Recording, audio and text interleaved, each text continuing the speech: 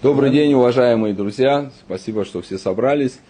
Сегодня мы будем говорить о соглашении по инвестициям, которое стало камнем преткновения.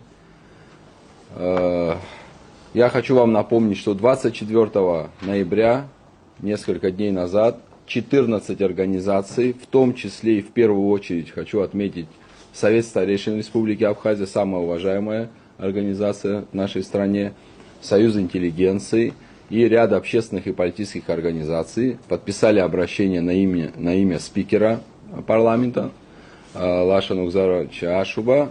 Обращение, было направлено на то, чтобы парламент все-таки провел сессию и рассмотрел данное соглашение. Естественно, наша позиция понятна. Это соглашение должно быть не ратифицировано.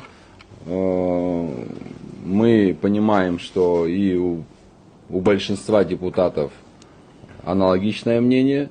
То есть, если говорить простым языком, история с этим соглашением должна быть закончена. Поэтому с 24 числа прошло уже несколько дней. Есть определенные вопросы, есть определенные уже результаты, о которых здесь, Кан Валерьевич, вы расскажете по поводу того, что сейчас происходит в парламенте, и когда нам ожидать внеочередную сессию, которая будет направлена на решение этого вопроса.